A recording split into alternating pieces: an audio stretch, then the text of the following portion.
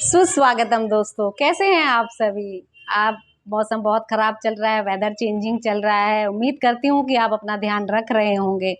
और हवा में भी बहुत ज़्यादा पॉल्यूशन बढ़ा हुआ है। जिन लोगों को सांस लेने की तकलीफ़ है, उनसे अनुरोध है कि घर से कम बाहर निकलें, अपने स्वास्थ्य का ख्याल रखें, स्वस्थ रहें, प्रसन्न रहें, ऐसी मेरी मनोकामना है।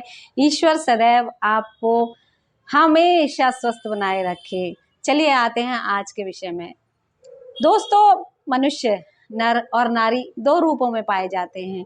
उसके अलावा कुदरत का दिया हुआ एक तीसरा रूप भी है, जिन्हें हम सभी भली-भांति जानते हैं और उन्हें किन्नर, हिजड़ा या मंगलमुखी नाम से जाना जाता है।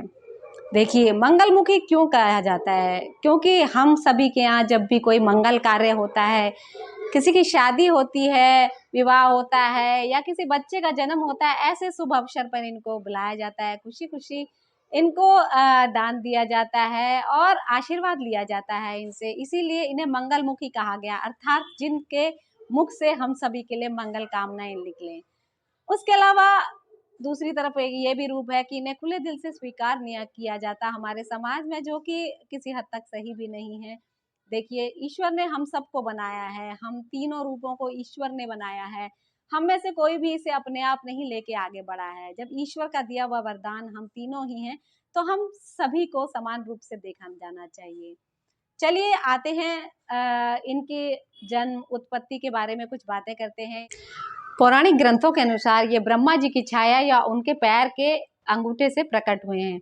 इसके अलावा अरिष्टा और कश्यप ऋषि को इनका आदिक जनक माना जाता है। ऐसा माना जाता है कि वीर्य की अधिकता से पुत्री का जन्म होता है और रक्त की अधिकता से पुत्र का जन्म होता है, और ये दोनों समान मात्रा में हो तो एक किन्नर का जन्म होता है। इसके अलावा अगर आप साइंटिफिकली देखें तो स्त्री में XX क्रोमोसोम होते हैं, पुरुष में XY क्रोमोसोम होते हैं। जब X और X क्रोमोसोम मिलते हैं तो एक पुत्री का जन्म होता है, यानी कि फीमेल जेंडर, और XY क्रोमोसोम मिलते हैं तो एक पुत्र का जन्म होता है, यानी कि मेल जेंडर। और अगर इसमें कोई हार्मोनल डिसबैलेंस या इम्बैलेंस हो जाता है तो एक किन्नर का जन्म होता है। हिमालय का पवित्र किन्नर कैलाश इनका निवास स्थान रहा है। कहते हैं कि ये भगवान शंकर की सेवा और भक्ति में लीन रहते थे और यक्ष और गंधर्वों की तरह नृत्य और गायन में भी प्रवीण थे, और इसीलिए उनको देवताओं का नृत्यक और गायक रखा माना जाता है। देखिए, कहते हैं कि इनकी दुआओं और बद्दुआओं में बहुत असर होता है। चलिए जानते हैं किस प्रकार।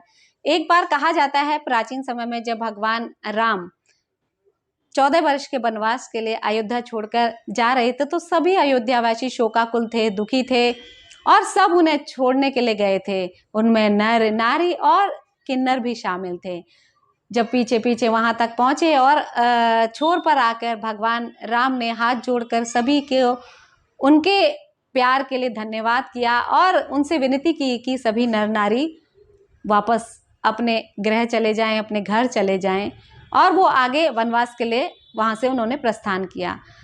तो नर और नारी सभी अपने अपने स्थान पर चले गए, लेकिन इन्होंने सोचा कि इन्होंने मतलब भगवान ने हमें तो कहा नहीं, सिर्फ नर और नारी नाम लिया है, इसीलिए हमें यहीं रहकर भगवान का इंतजार करना चाहिए, उनके वापस आने का इंतजार करना चाहिए। इस तरह कहा जाता है। माना जाता है कि 14 वर्ष तक इन्होंने भगवान राम के वापस आने का इंतजार किया, और जब प्रभु वापस आए तो उन्होंने उन्हें वहाँ देखा और उनसे वहाँ रुकने का कारण पूछा, और उन्होंने कारण बताया तो उनकी भक्ति देखकर भगवान राम भाव विभोर हो गए और उन्हें गले लगा लिया और उन्हें वरदान दिया कि जो भी उनसे आशीर्वाद लेगा उसका कभी भी अनिष्ट नहीं होगा।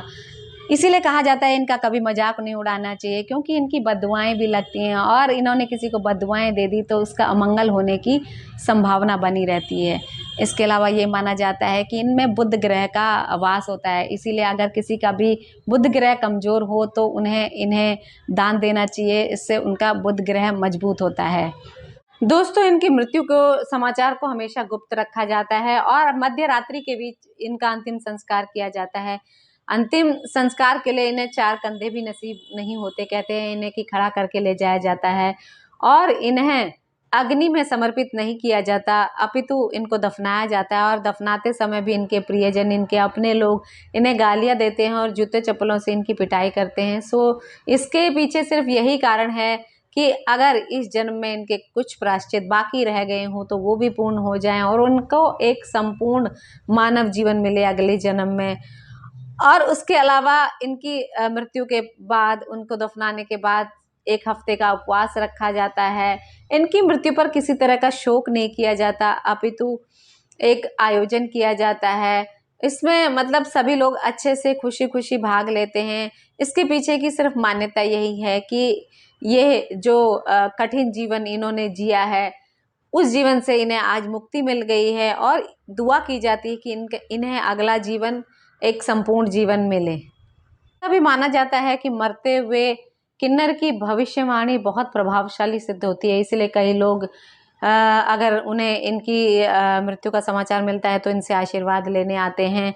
लेकिन इनके सभी कार्यक्रमों को गुप्त रखा जाता है। कहा जाता है कि अगर किसी ने इनकी शव यात्रा को देख लिया तो इनका दूसरा जन्म भी किन्नर के रूप में होता है, इसलिए इनकी शव यात्रा को मध्य रात्रि में ले जाया जाता है ताकि कोई और मनुष्य, संपूर्ण मनुष्य इनकी शव यात्रा में शामिल ना हो पाए।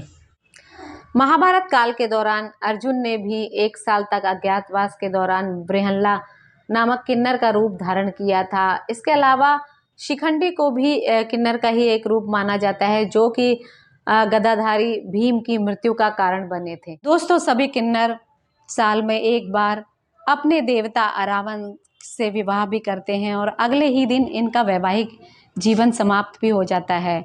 अगर आपको इनका विवाहोत्सव देखना हो तो तमिलनाडु में 18 दिन तक इनके विवाहोत्सव का समारोह होता है, जो कि तमिल नववर्ष की पहली पूर्णमासी से शुरू होकर 17वें दिन इनका विवाह समारोह होता है और 18वें दिन इन्हें फिर से विधवा का रूप धारण करना पड़ता है।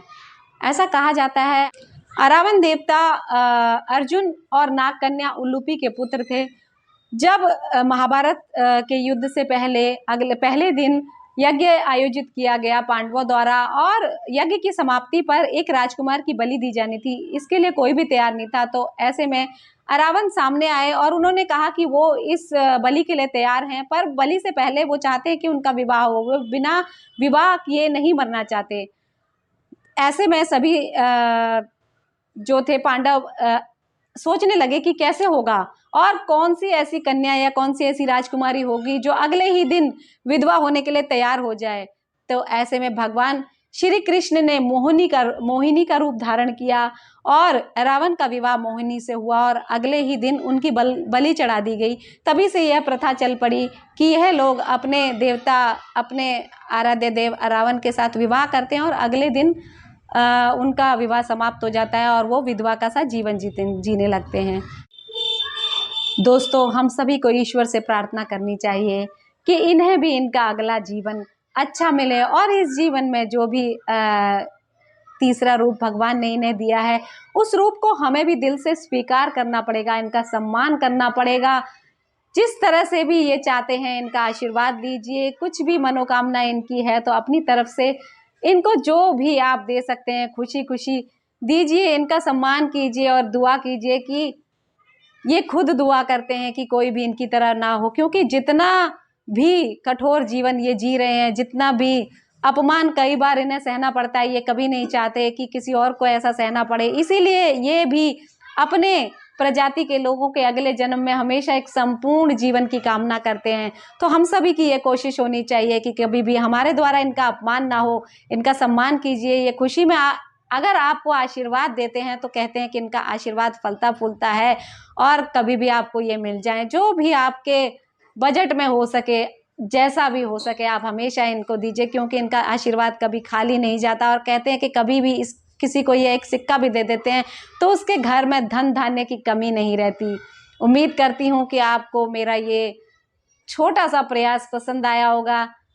अगर आपको पसंद आया है तो प्लीज़ लाइक, सब्सक्राइब और शेयर जरूर कीजिएगा। और उस सब में महत्वपूर्ण यह है कि मेरे इस छोटे से संदेश को अपनाने की कोशिश जरूर कीजिएगा।